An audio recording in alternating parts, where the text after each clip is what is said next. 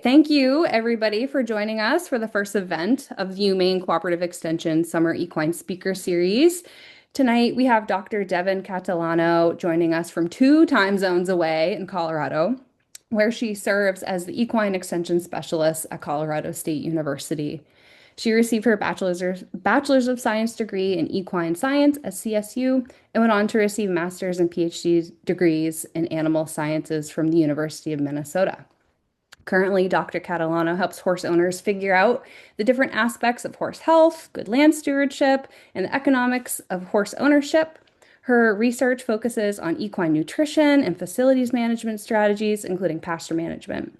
She also coordinates the CSU Legends of Ranching Colt Starting Program and Performance Horse Sale, which sounds really cool. I would love to hear more about that. But without further ado, Dr. Catalano, would you like to take it over?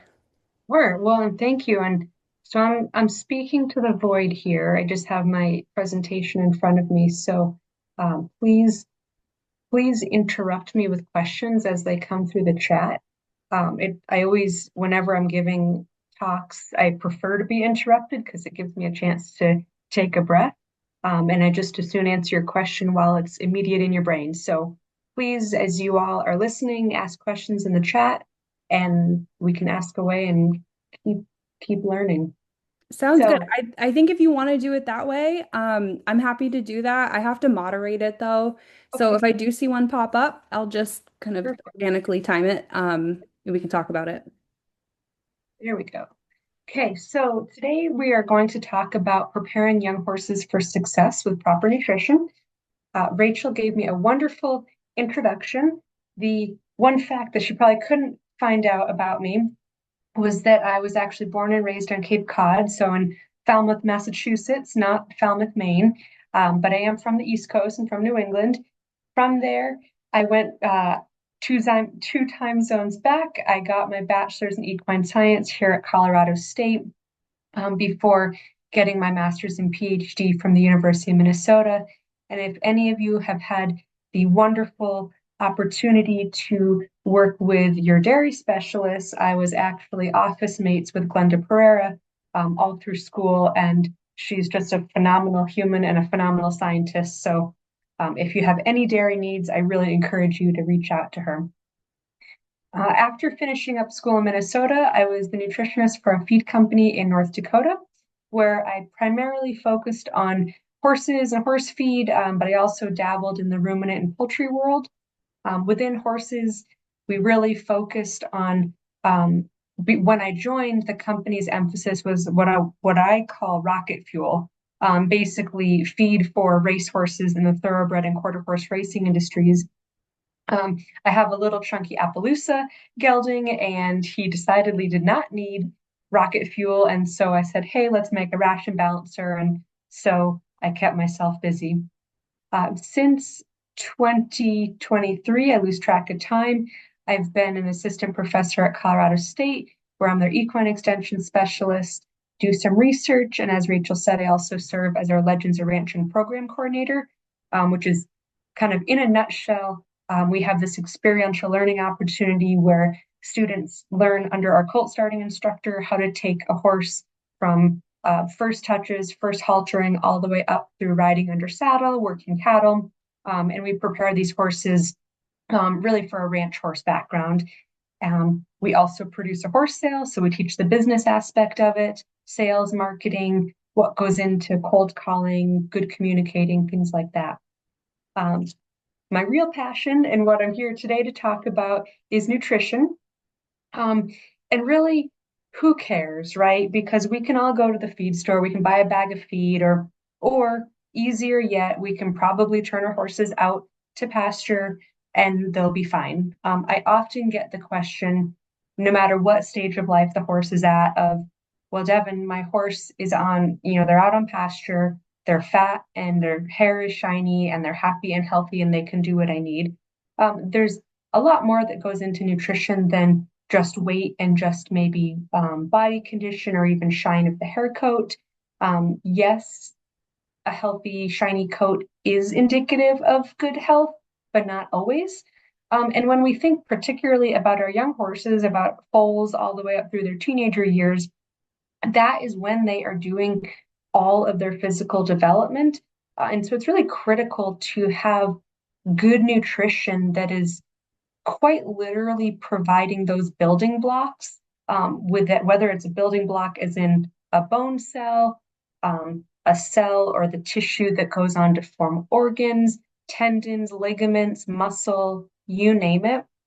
We need to have good nutrition there because without that, we don't have the scaffolding that will support a healthy horse that will be able to do anything you ask of it throughout its life. Um, why, you may ask, do I have an old horse on this screen? Um, when we think about the goals of feeding or creating a feeding program, horses are, of course, a little bit different from livestock. When we're raising livestock for, meat or for milk, we're not necessarily looking at keeping that animal into old age. On the contrary, with horses, we keep them for recreation for the most part. And so we are looking to keep a horse healthy as possible into as long as into a long as possible lifespan. So this is actually a very old picture from Massachusetts. The only picture I think I could find still from Massachusetts, the closest I can get to a Maine background. But on the left is a little school pony, Archie.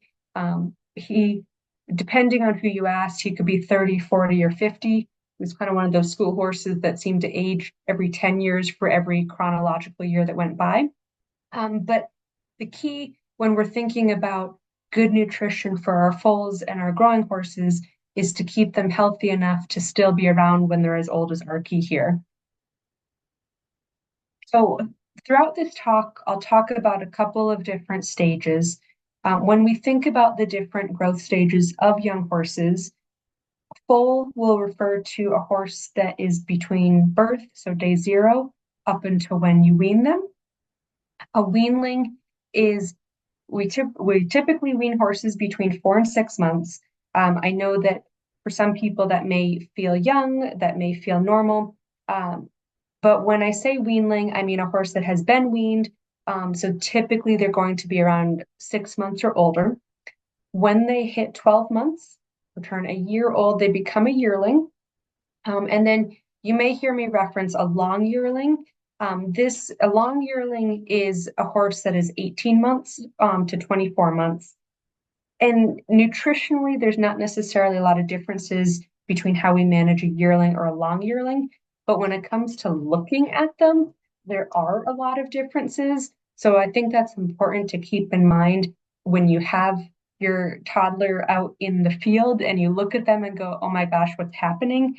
Is to consider, are they 12 months? Are they 18? Or are they 2 years and older?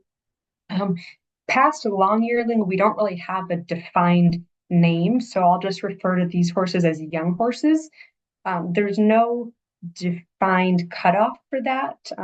Different breeds will hit maturity at different ages, but generally, for the purpose of this talk, I'll refer to them as being 2 and 3 and maybe 4 year olds. So before we go into foal and young horse nutrition, I would be remiss if I didn't talk about mare nutrition. So as we approach getting a foal on the ground, right, first the mare has to get pregnant. Within that, when we think about the mare's dietary needs, we can think about both nutrient needs and caloric or energy demands. Now, for the first 5 months or so, that mare's caloric needs are really no different than when she's open or not pregnant or idle. Um, that does not mean, however, that her nutrient needs aren't going up. But generally, the first half of pregnancy, we can just keep that mare on a nice, well balanced diet. Nothing needs to change unless she starts telling you that her body starts telling you that she maybe needs a few more calories. Later in pregnancy, either the last half or last trimester, that's when nutrient needs of that developing fetus and the mare are going up. So we do need to increase her nutrient intake as well as likely her caloric intake. Now, when the foal hits the ground, the mare goes through one of the most drastic changes that any life stage will happen is birth, right? So she it's dumbfounding to me because I have my own son of my own, so it's wild to put this in the perspective now. But a mare's caloric needs through the first month of her foal's life when she's nursing are double what she needs prior to that foal being born. So it goes from you are just living your life to all of a sudden you have the caloric needs of an elite Olympic level athlete, and you need to change that overnight. So what is helpful when you have a brood mare is if you can start feeding in some growth feed or whichever concentrate you're going to use when she is nursing, prior to that foal being delivered, because that will help some adjustments and keep them both healthy and thriving. Now, once that foal hits the ground, the first 24 hours are probably one of the most critical time periods. The mare's milk that's most essential is called colostrum. This is the called essentially first milk. Uh, it's critical for your foal to nurse on that mare within 6 to 12 hours after birth. This colostrum contains essential antibody proteins called immunoglobulins. And these are really important because, unlike humans or other livestock, um, different immune bodies within the system don't pass through the placenta of the mare, or of the foal, I should say. And so these foals are not born with any level of immune system, and the colostrum is the first way to kickstart that into high gear. So the number one priority for any foal on the ground is to get them up, nursing, and consuming that colostrum. If you are concerned that the foal does not seem to be thriving, your vet can come out and check those immunoglobulin or IgG levels. And if there's any reason to suspect that they have not consumed enough colostrum, there are a couple commercial replacement products on the market that your vet can help get you. Now, for the majority of foals, we hope for all foals, but life isn't perfect. They will get everything they need from milk, from the mare's milk. However, if something happens, if the mare rejects the foal, if the mare passes away, if for any number of reasons mare's milk is not accessible to that foal, it is most suitable to give them a milk replacer. So if that foal is under 4 months, really under 90 days, they need to be fed a milk replacer to replace that milk, aptly named, of course. It's not appropriate to feed them any sort of concentrate or hay. Excuse me. So as foals get a little bit older, that mare's milk will start to decrease in productivity and production around 2 months. And so that's why we start weaning somewhere between, 4 and 6 months, is that milk production will start to slow down. And what we can do to kind of help that is to introduce something called creep feeding or supplemental feeding. Now, originally, excuse me, got the daycare cred.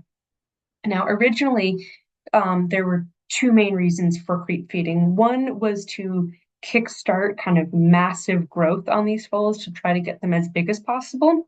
And that's a little bit less popular today. We know that that's actually potentially a disadvantage health-wise to young horses. But the other more important reason, which still stands true, is to simply introduce foals to concentrates. This is a totally foreign concept to them. All they've known is a liquid diet from their mom, that they have nursed off of her and consume it that way. And unfortunately, that can't be how they live their entire lives. We do need to introduce them to actual feed. So creep feeding, offering them concentrates, typically textured or sweet feeds will be more palatable, but you can also use pelleted feeds. We'll start introducing them maybe around a month before you intend to wean them. And not only does this get them used to eating But what it does is that this helps reduce what we call the weaning slump, which is a really stressful time on the animals. And so if we make one change at a time, right? Rather than keep them on milk, all of a sudden wean them, and one, they're not with their mom, and two, they have to learn how to eat real food. It's like, what? So let's keep them by their mom's side, introduce feed, let them get used to that, and then wean them. And that will help reduce stress and that will help keep them eating and help keep their growth rate even. And throughout this entire presentation, I would say the most important message to absorb if you're going to tune out or forget anything else is that we want to keep our young horses growing as steadily and evenly as possible. What we want to avoid are massive spikes and slumps. We don't want them to hit a growth rate or a grow a ton, stop, grow a ton, stop. We want just a nice even keel of a growth curve. So again, just to kind of reiterate, prior to weaning, the diet should be 100% milk, with the exception of the last couple weeks where you're going to introduce maybe a pound or two of a textured growth feed just to get them used to the idea of what feed is. When we think about weanlings, let's see if I get that message away. Um, so hopefully these aren't all in the same spot. So as the foal graduates to being an official weanling, this is where all of the magic is happening. So by 6 months, your horse will have reached 84% of their mature height, about 46% of their mature weight. And what a lot of people don't realize is that they will have about 69% of their max bone mineral content. So what that means is that not only are they just have their do they have 84% of their height and corresponding kind of skeletal frame going, but within that, their bone is growing and developing and becoming strong and filling up with calcium and different minerals. And so they have just under 75%, just under 3/4 of that mineral content deposited, which is why it's so important that we have really good nutrition for that mare, because those foals are getting all of that nutrition from the milk, which is coming directly from that brood mare. Again, as foals are weaned, they are transitioning from milk to solid feed. The biggest factor here to think about is weaning stress.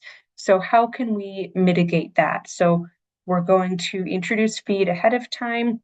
It's less of a nutritional aspect, but more management is that we're going to make sure they're with at least one buddy that they can, trauma bond with and hang out and have a buddy to commiserate with. And we're just going to keep them eating nicely and steadily. What another important factor to think about for weanlings is that this is when their microbiome is developing. So horses, as we know, hay is for horses, one of my favorite little idioms. The reason hay is for horses is because they have a microbiome in their hindgut, which those little microbes are the ones that are actually digesting and fermenting the fiber from the hay that we feed those horses. That takes time to develop, right? Horses aren't just born with a perfectly and highly developed hindgut microbiome. So because of this means that foals and weanlings are not able to digest forage very effectively. And because of this, weanlings are probably one of the only group or stage of horses that I would ever actively feed much more grain to hay relative. I'm probably not saying that super well. In all other scenarios, if you ever ask me how to feed a horse, it's prioritize and max out forage. With a weanling, however, we might look at feeding 50% hay and 50% concentrates because their digestive system needs a little bit more time to learn how to digest and break down that hay or that forage. However, excuse me. However, weanlings, horses between 6 and 9 months, This is when horses are at their highest risk of developing DODs, developmental orthopedic disorders. And this is primarily because they are growing so gosh dang fast that there's just a lot happening. There's a lot of stress in the system, and there's just a lot of risk of something going not perfectly. And so we want to be a little bit careful with how much grain we're feeding. I ideally would recommend probably a diet that is 70% forage to 30% grain. Again, not going, not deviating away, I don't know, any more or any less than 50-50 hay grain. So no more than 50% grain. Eventually I can get my sentences together. So what this could look like is a high quality forage and either a ration balancer or growth feed. If you have pasture access and it's nice fresh green grass, try a ration balancer, which is a really concentrated way to provide nutrients, like basically like a daily multivite for your horse. Um, if you if it's the winter, if it's spring in Maine, which is a little different than spring in Colorado, I think your winter maybe goes on just a titch longer than ours does. Um, you'll be feeding more hay. If you have a poor quality hay that's more mature and higher in fiber, that's when I'm going to be recommending to add more grain to the diet. So pasture, really high quality hay, very digestible. We don't need to rely quite so much on grain. If you have a lower quality hay that's more mature, maybe you have some other easy keepers in your barn and you're intentionally buying some more mature hay, we can accommodate that by just increasing how much grain we're feeding. As it's stuck. Hang on.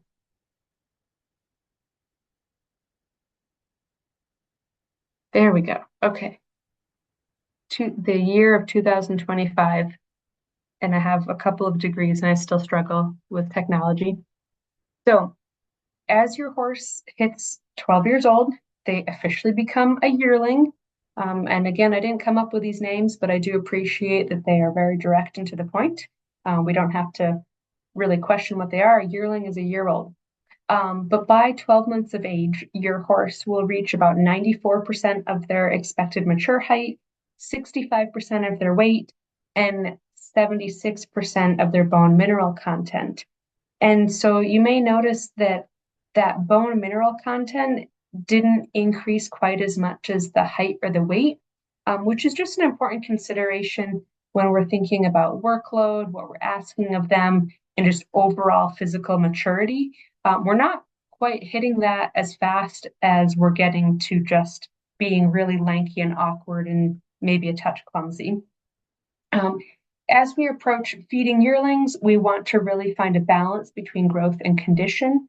A lot of the old school thought focused on race horses, show horses, horses that are going to futurities, where we're really trying to emphasize getting that horse as big as possible. And again, that is maybe going to get you a higher price in the sale ring, but in terms of overall health, that is not the way to do it. What we want is to keep these horses lean and still growing to their max capacity without actually depositing fat and depositing excess weight that will stress out their bones that are not fully developed and fully filled out. You know, if we think about a sponge that's fully saturated or not, these bones aren't fully saturated, so they're not at their max strength yet. So we want to keep their frame nice and fit and light and growing. We want to give them enough feed, enough nutrition that they can reach their maximum potential without reaching that tipping point where we overload them and put stress on their joints. Both weanlings and yearlings have the highest nutrient requirements relative to the size. So when we think about nutrient requirements, weanlings and yearlings have about the similar daily requirements in grams or milligrams of any one nutrient that they do for when, how do we say this? Their nutrient requirement as a yearling is the same as what they might need as a mature adult horse. but they're a third of the size, or two-thirds of the size, I should say. So when we talk about nutrient density and feeding, we need to find a way to get a lot of nutrition packed into a smaller meal, because that yearling won't be able to eat quite as much as a mature horse. Overall, when we think about diet, again, much like a weanling, we are thinking about high quality forage and a balancer and a core growth feed. Their microbiome is still developing. So again, we're looking at the highest quality hay you can get that's really leafy, not stemmy, doesn't have a lot of seed heads. Basically, the more seed heads, the more mature a hay is. And so we're looking for lower maturity that will have less fiber and be more digestible in a horse's system. If you are feeding alfalfa, I recommend that you keep it at no more than 50% of the diet or of the hay portion. If you decide that Maine winters are too much for you and you decide to move to Arizona or California, out there, alfalfa is the predominant forage, and you can feed young horses and mature horses 100% alfalfa, but then that's when you need to call me because we need to find you a concentrate that is designed specifically for alfalfa. Concentrate amounts will depend on the horse and the workload. If you're starting to move them around, if you're starting to do groundwork, or if they're an exceptionally busy yearling or they're out in a herd where they're just really moving a whole lot, you may need to give them a little bit of growth feed just to keep them growing to their maximum potential. I find that for the most part, pasture, good quality forage, and a balancer is enough for most yearlings. Once they hit two, what the research shows is by 22 months, so call it 24 months, horses will reach about 97% of their mature height and about 90% of their weight. So again, this is their awkward teenager phase. So they're a little bit, their frame is a little bit taller and longer than, or they look kind of lanky and awkward. Again, keep a balance between growth and condition. We do not want these horses carrying excess weight around. Keeping them lean is the best way to keep their joints healthy and keep the focus on muscle development and skeletal growth. Their growth rate is starting to slow down and plateau. Their nutrient requirement is starting to kind of, again, plateau out. However, this is when workload is starting to increase. So even though caloric needs to accommodate growth are probably slowing down, the workload is coming up. So they might just stay on a similar diet to what they were on as a yearling. So again, high quality forage, a balancer or a growth feed, and those specific amounts will depend on your horse and your workload. So when we think about the different nutrients we need for growth, carbohydrates are going to be our main energy source.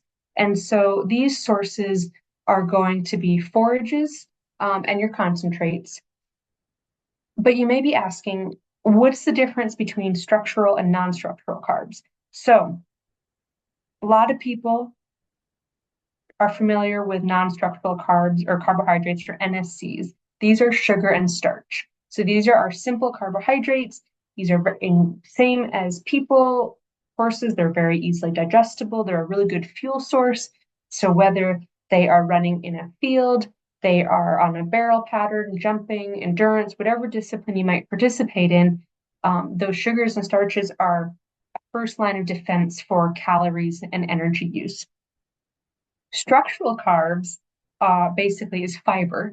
And so not all carbs are bad. When we think about how horses can get maybe up to 80 to 100% of their energy needs from fiber and forage, fiber is carbs. Fiber are carbs. Somebody can correct me on that later. But so take home point here is that carbohydrates are the primary energy source for doing work and for growing. Protein is, in contrast, not a good energy source, but it is essential for physical development, everything from muscles to tissues to eye movement, to nerve function. Proteins play in the immune system. Proteins are absolutely essential pretty much in every single body process. Good sources of protein are going to be alfalfa and soybean meal. Again, soybean meal, for some reason, has ended up being a controversial feed ingredient. I think probably controversial in the horse feed world is a different version of the meaning controversial, maybe to other aspects of our world right now. But soybean meal actually, as much as it gets a bad rap, it actually has, as far as we know, the most favorable amino acid profile for horse growth and development. So when we talk about amino acids, these are the building blocks of proteins, and this is really what we're talking about when we look into DNA and cell structure. And when we get into the really nitty gritty and talk about everything on a cellular level, we are looking at things like amino acids. Horses are unfortunately very far behind other livestock when it comes to nutrition research. So if any of you win the lottery and want to fund more, you have my contact information. But we do know that lysine is going to be our first limiting amino acid. So that's why you'll often see this listed on a feed tag and added to a concentrate feed, just to make sure that we absolutely have enough lysine in the diet, that we're not going to stop any cascade of a process in the body. Lastly, of the three macronutrients that we think about, the last one is fat. And now fat is primarily as an energy source, but it also supports cell membrane function. And so again, fat is essential for, much, again, sounds weird to say it, but we need our skin to hold the rest of our insides in. We need cell membranes to hold all of the contents of the cell inside, right? And so fatty acids, lipids are essential for that. And so even though horses generally have a much lower level of fat in their diet relative to a human or maybe other animals, they still have, fat is still an essential part of their diet just to keep their body going. Good sources of fat include vegetable oils, flaxseed, and rice bran. My caveat with rice bran is that it's also relatively high in starch. So if you have a horse that for any reason you're concerned about NSC intake, rice bran is probably not the best fat source for you. But for young horses that are typically metabolically healthy, it's a great option. A lot of people chatter on the internet about omega-3 fatty acids. Fatty acids are kind of a subset of fats, and they are responsible for the different inflammatory pathways in all of our bodies. And so omega-3s are anti-inflammatory, and so they get a lot of press, and we want to constantly add more to our horses' diets. I don't stress about it. If you're trying to add fat from a caloric level, I just go with canola oil. It's what I call what I consider the best of the economy oils or bulk oils. It is the best bang for your buck, money wise. It's very effective and efficient at packing on calories and weight, and it will do your horse some good and give him a shiny coat too. If you are really concerned about omega-3s, you can add flaxseed or another commercial product that's got a targeted omega-3 level. But again, for young horses, just sometimes adding a splash of canola oil can help increase the caloric density of their diet without increasing the volume, which can be helpful if you've got a horse that just doesn't want to eat a whole lot more than they currently are.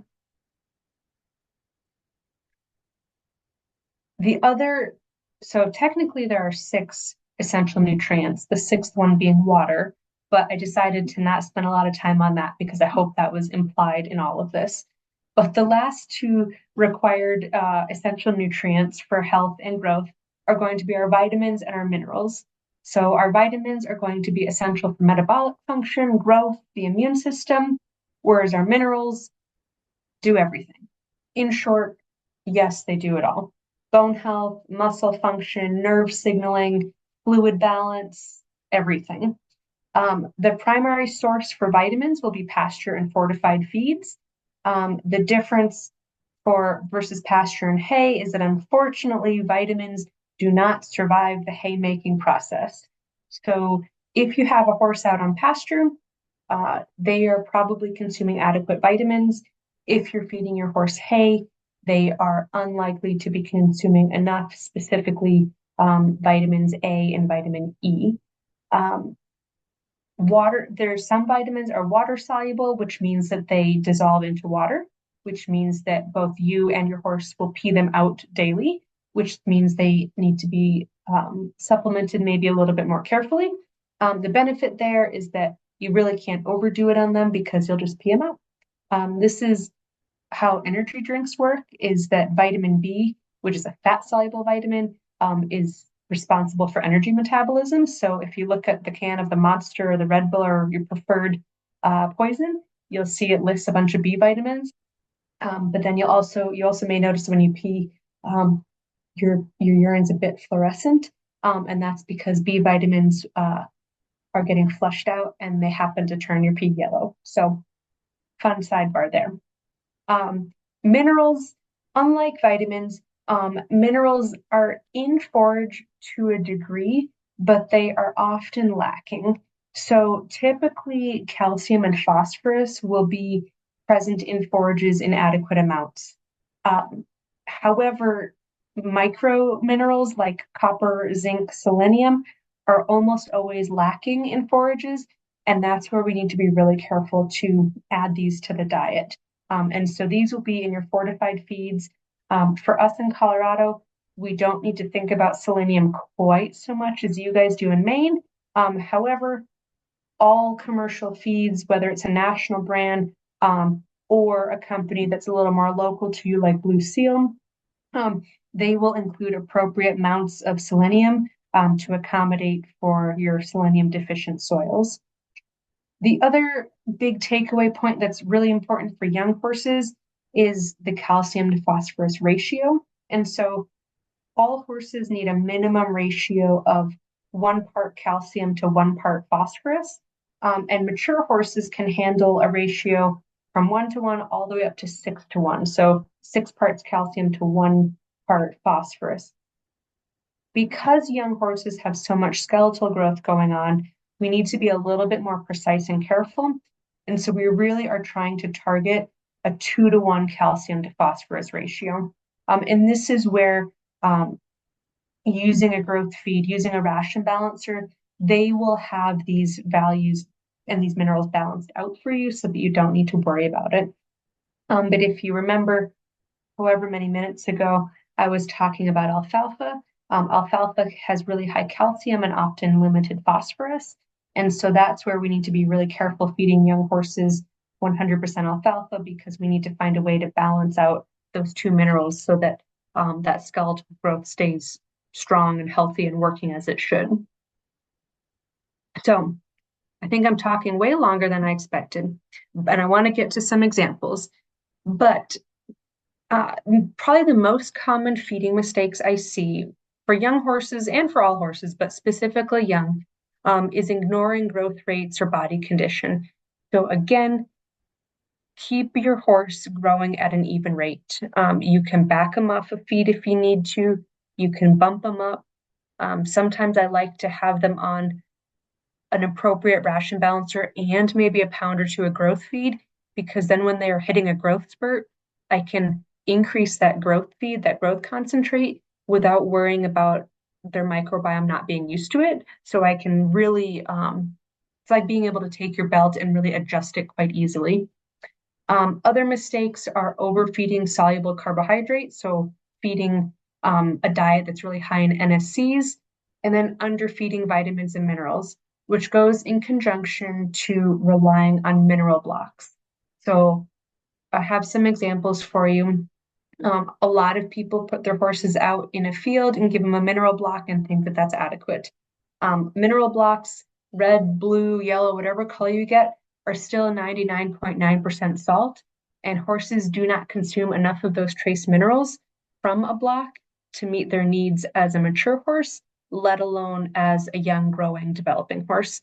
So it's not to say that you can't use those red salt blocks, but you cannot rely on them to provide their mineral needs. How do I know how much to feed? So keep your horse between a body condition score of 4 and a body condition score of 5. Generally, when I'm talking about mature horses, I'll say between a 4 and a 6, but we really want to see a rib or two on growing horses, or at the very least be able to very easily feel them. Again, said this, but keep growth slow and steady. And really, if your horse can't maintain weight or an adequate growth on forage, add a growth feed. If your horse can maintain weight and adequate growth on forage, use a balancer. That's the beauty of the commercial feeds, is that we're not over there at the dairies trying to mix and match TMRs. We can kind of precisely get a feed that's made specifically for your horse and their growth stage. So, does your horse need a supplement? No. Short answer is no. If you ask me, Devan, does my horse need the supplement? My answer is almost always going to be no. Despite the extension answer being, it depends. Let me look into that. It's probably no. Do you need a joint supplement? No. There's already limited evidence for efficacy in mature horses, and there's no evidence to support administration of joint supplements as a preventative. Save your money. Just don't do it. What about calming supplements? Think about this. Young horses are like kids. They have lots of energy.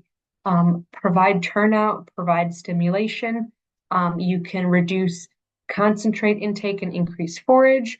Or if your horse is really just got a fast metabolism and needs a growth feed or needs feed, look at something like a senior feed that will maybe have lower starch and sugars over a growth feed, but still provide lots of calories. Briefly touching on nutrition and soundness. So, questions we want to answer. Is there a link between diet and skeletal development? How do we prevent osteochondritis dissecans and other DODs? What about the role of exercise in developing healthy joints? Now, I'm not supposed to have favorites in my Legends of Ranching program, but this young horse here, who is now 3, potentially was one of my favorites.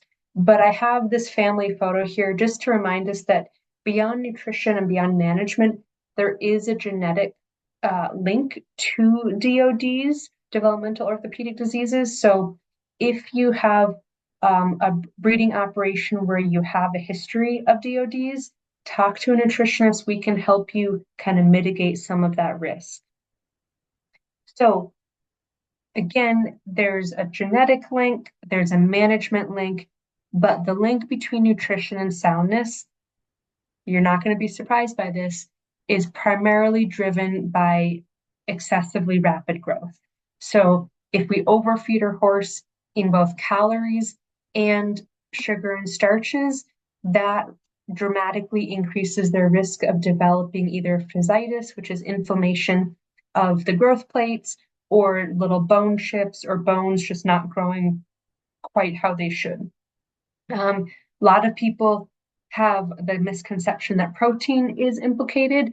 That used to be, that's an outdated thought. There's been a lot of research that supports protein is not, what's the word I'm looking for?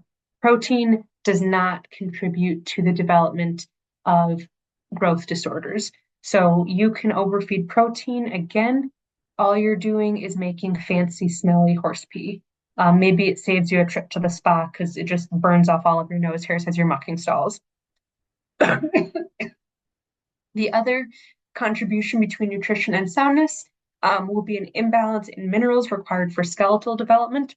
So again, if we're not feeding adequate amounts of minerals like calcium, phosphorus, copper, or zinc, that can lead to weakness in bones and have them not develop properly.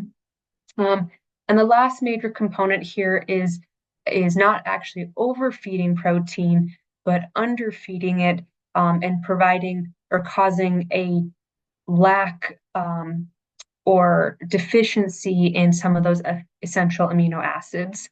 So overall, if you've got a young horse that's struggling with fasciitis, or it's got a bone chip or a cyst or something like that, the nutritional management solution is going to be restrict energy intake, not necessarily restrict nutrient intake. So we don't want to restrict nutrition, so we'll need to feed something like a ration balancer rather than a growth feed. So it'll be the same amount of micronutrients packed into a smaller quantity of feed. And lastly, not so much nutrition related, but movement is essential for healthy bones. So movement, concussion, meaning, being able to hit the ground, hit something, have impact, that is absolutely essential for proper bone development. We call either there's voluntary exercise and involuntary exercise. Voluntary exercise is just your young horses going out into the field, having access to turnout, running around, being a horse. That's essential from day one to develop a healthy skeletal structure.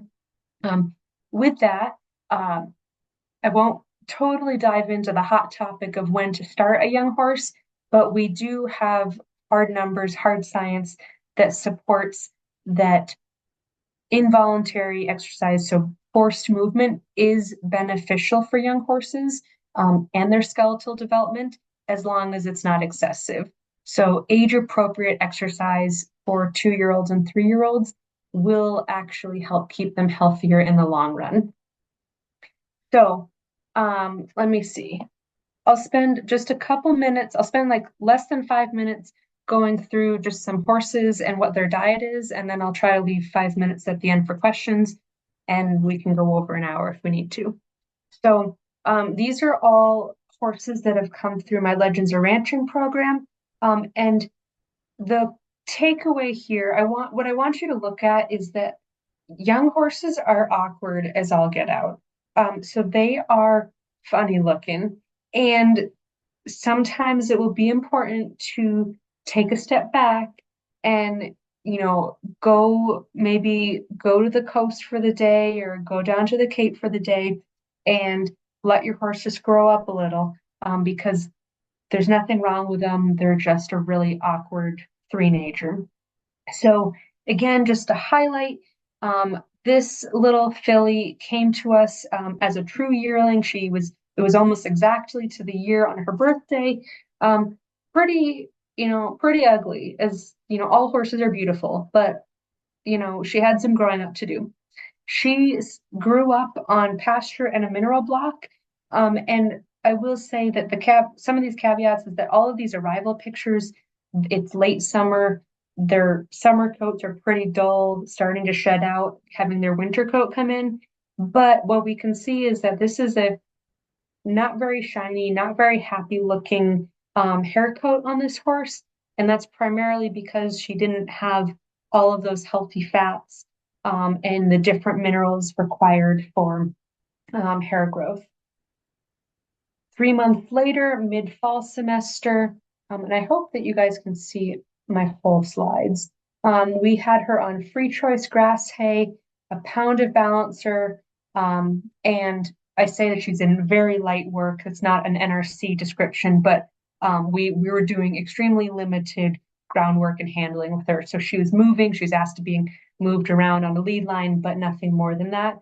But you can already see that as her winter coat is coming in, she's looking much healthier, it's shinier. You can see the difference between, I'm pointing with my fingers, you can't see that, but you can also see just in these 3 months how much she's grown. She's still butt high, but not quite so butt high.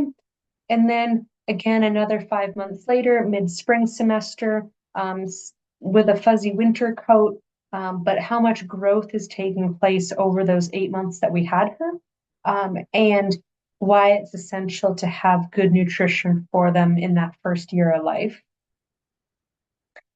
I think this is another one of my favorite examples.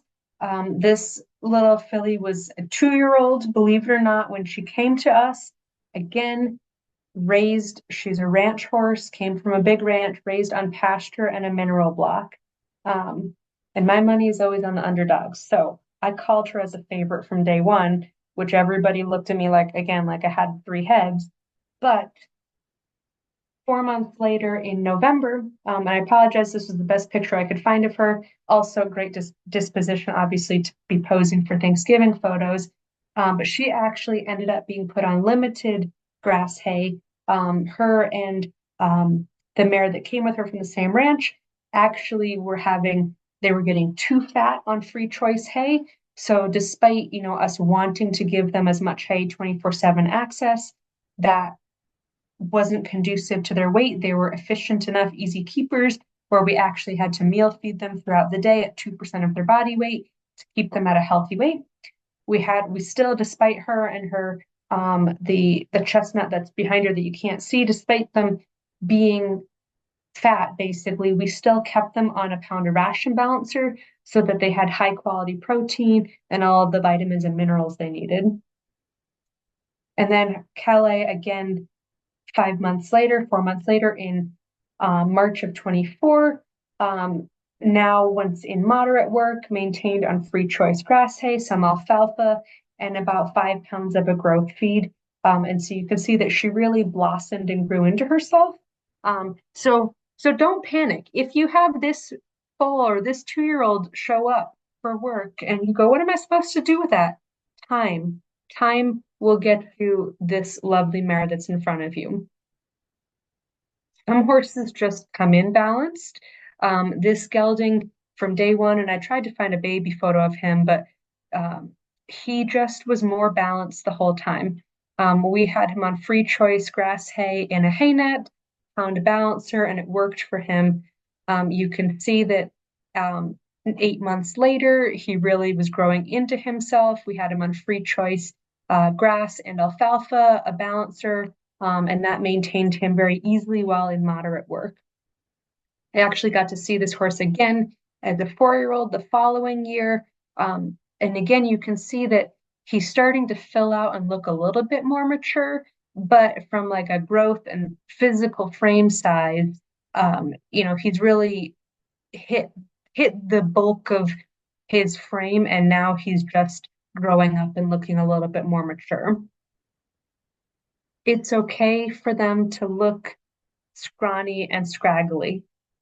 They will grow up, and I'm not very good at sticking to my time limits. So I think I just have a few more slides.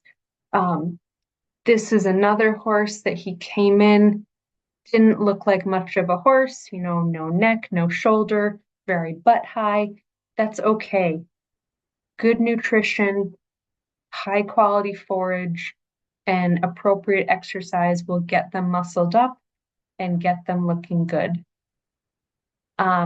Another favorite example, and I think this might be my last one or last, maybe one more after this. And I'm sorry if anybody has any donkeys on here because I do like them. But, this horse, we were all like, oh my gosh, is this a quarter horse or a donkey? What is he? What's going on? He was not much to look at. This horse, no diet change other than a little bit of growth feed. He just needed time. So as much as we can fret over having a perfect diet and making sure everything's nutritionally sound, most of our young horses just need time. We give them the right ingredients, and some time, and they will do just fine. So, takeaways: start early with your mare, feed for steady growth, not rapid gain. Monitor and adjust diets as needed, and call me or call another nutritionist. We're always happy to help. And with that, we have time for questions, and I can stick around for any amount of time. Awesome. Thank you so much. That was amazing. I have questions. I know there's some Yeah. questions in the Q&A, but first, why don't you take a drink of water? I'm going to put out our poll for anyone watching live. It's just 3 questions, and we'll take a little break, think about questions that you might want to ask. And I know we had some people write, they emailed me ahead of time. because they couldn't make it tonight. So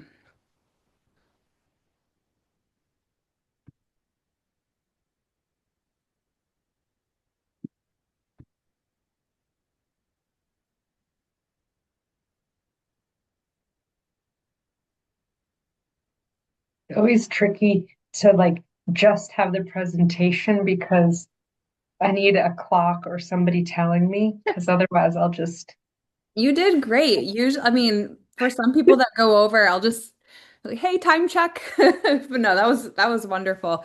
I usually have a really hard deadline, like a cutoff time of 7:30. So we have some time. Sometimes questions go really long, sometimes they don't, but um, we'll see. I know the question that was asked in the Q&A was one that was written in as well.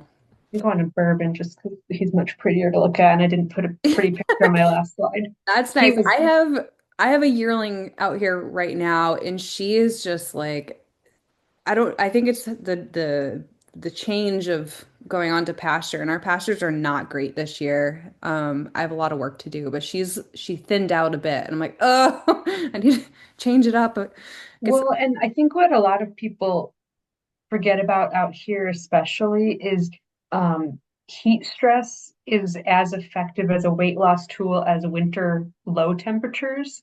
And like, I actually find that my horse is a harder keeper in the summer when his intake is reduced and it's hot and he's miserable compared to in the winter when it's like, it's cold, but I can fluff up my coat. I'm fine. right. Um, Parasites too. I'm a parasite person. And she did have a little of a parasite problem. I think from I like didn't, the farm. I didn't add that in here at all, but yes, they also need to be on a regular deworming protocol.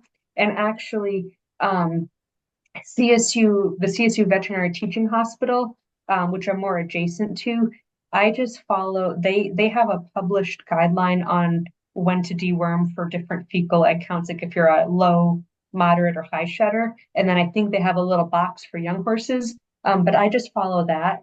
And starting, yeah, that's a good question, but I didn't have time for it. But it preventing a lifetime damage from parasites in the gut will help nutrition of the senior horse, which I think you may have a speaker on.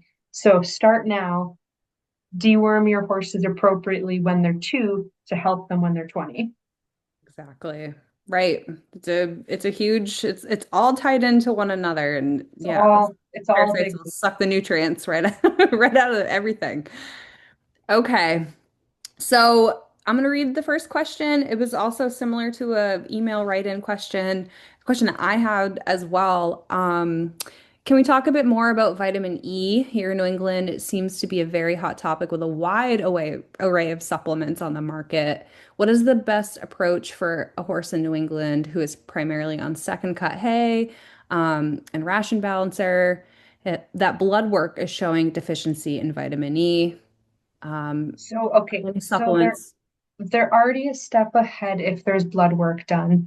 And so I would say historically, the US textbook resources recommend about 500 IUs a day for a mature 1,100 pound horse.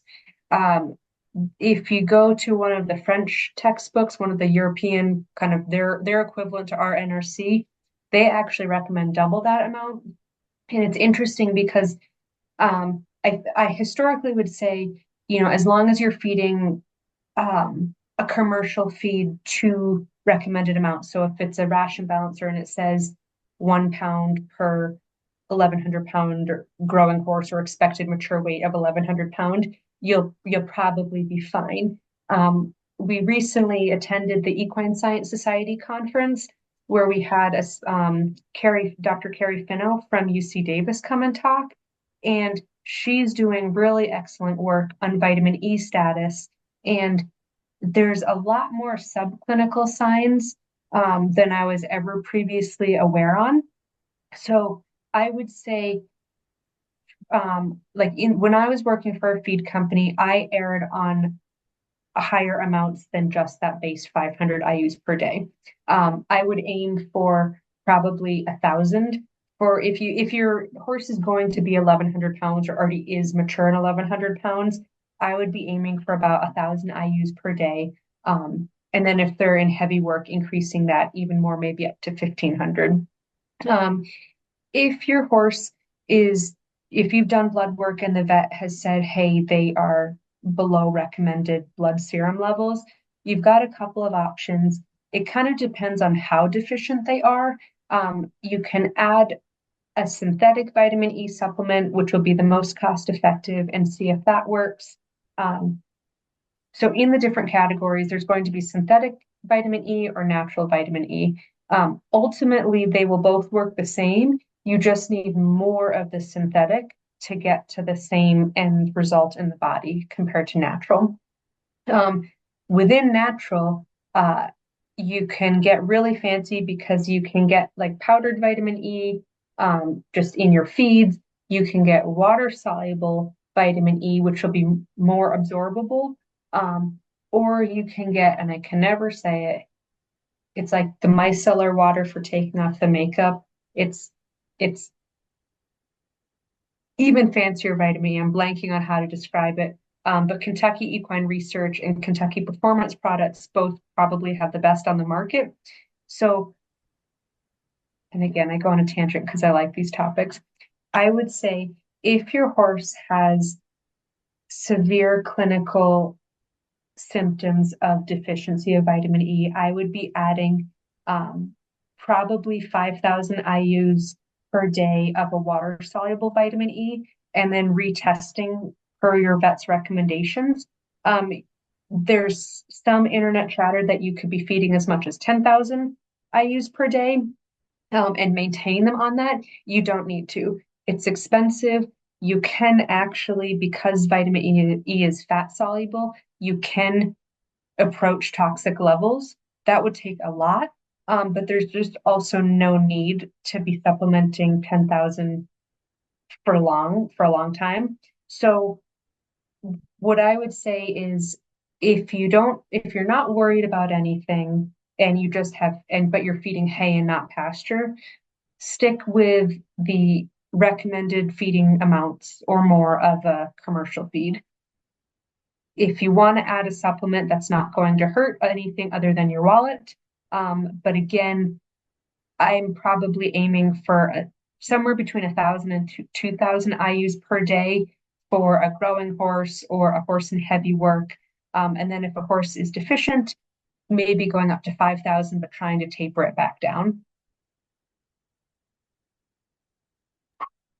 I am a fan of thorough answers, and I think that like, you gave an array because we don't know what this person's, situation is. That was wonderful. Thank you. The next question, newborn crooked legs, windswept, so leg deformalities or conformational issues. Rejuvenate Max. I'm assuming that's a supplement. Oh, yes. Let me look up the active ingredient. My short answer is going to be no. Rejuvenate horse. Don't think I spelled that right.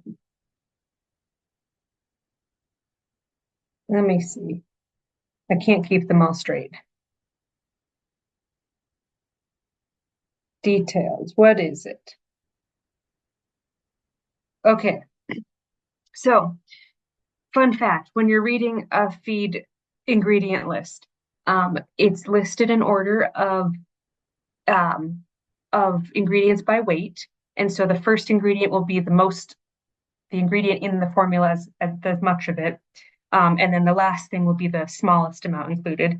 So this, if I'm looking at the right one from Pro Elite Cargill, alfalfa, wheat midds, monocalcium phosphate, flaxseed, calcium carbonate, flaxseed oil, vitamin E, ascorbic acid, choline chloride. So we've got alfalfa, which is a source of calcium.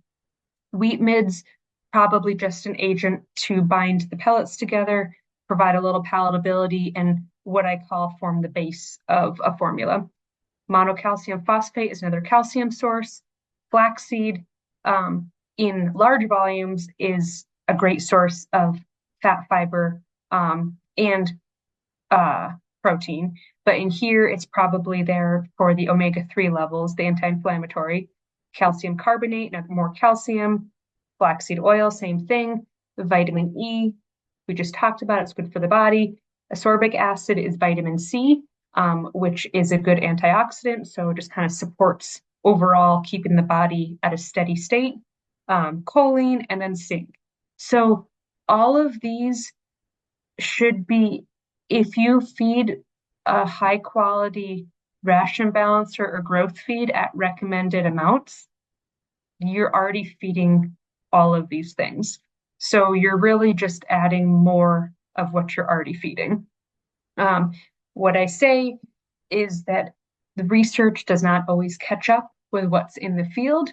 So if you truly feel that it's making a difference and you are not needing to remortgage your house to buy this supplement, something like this it's not going to hurt. It just may not necessarily help. But all of those minerals that it is providing are things that are already in your horse's base diet. So there's really no reason to be spending, I'm taking a wild guess out of my butt and call it $2 a day. That's a lot of avocado toast you could be buying with that. Okay, good advice. All right, I think our last question is a write-in. Um, I love when you say trauma bonding when you're talking about weaning. I said it and then I was like, oh, maybe I shouldn't have. No, and I think yeah, I agree. If they can grow up together, as babies and be weaned together, that will naturally be, less stress. Um, so this person wants to know, what are your thoughts on later weaning? So maybe around 6 months and low stress separation. And their example was, sharing like a fence line with the mare, but they can't suckle. This is where I'm going to give a it depends answer, because this starts to veer into some of the behavior stuff that I avoid answering questions on in public. Um, from a nutrition and physical growth standpoint, they research has shown in thoroughbreds that actually weaning at 4 months versus 6 months, the 4 month weaning time point had better physical outcomes. It was less hard on the foal itself, I think from a weight gain, things like that. That said, I think it's a little bit more independent. I don't think it's possible to make sweeping assumptions there. Um, Risks, I would say considerations would be, how is the mare doing? Is she able to maintain her condition, or is producing milk for this foal a hardship on her? Because we do know that in any species, humans, horses, everything, the mother will sacrifice her own nutrition stores to create healthy, good milk for the offspring. And so we want to be considerate of the effect that keeping that foal on her longer, what it's doing to her. I think nutritionally, physical development wise, it probably doesn't make a big difference. Emotionally, that's where I get a little bit more apprehensive to answer it. And I think and then in terms of, like low stress sharing a fence line, I don't have enough experience to answer as an expert on it. But I would say as a horse owner, it you have to find a situation that works for your facility. And for me, I think if you can't separate them completely and be out of earshot of each other, then sharing a fence line is potentially easier than being on opposite sides of the barn where they can hear each other but not see each other. And that's just really stressful. So I would say from personal experience, not as a professional, either keep it so that they are enough out of earshot that it's less stressful, or sharing a fence line is, rather than middle, one or the other. That's probably as much as I feel comfortable. We can go back to vitamin E though. No, that's fair. Um, well, I think that's it for questions, unless there's any last thoughts that anyone has. Um, I will put in a plug before we all log off here. Our next in the series is July 30th with Dr. Fran Rowe. She is a nutritionist at Mad Barn. She'll be talking about understanding nutrition at all stages. So it'll be sort of like this, but we'll move into the older ages as well. Devin, thank you so much for being here tonight. I really, really appreciate it and you taking your time. Yeah.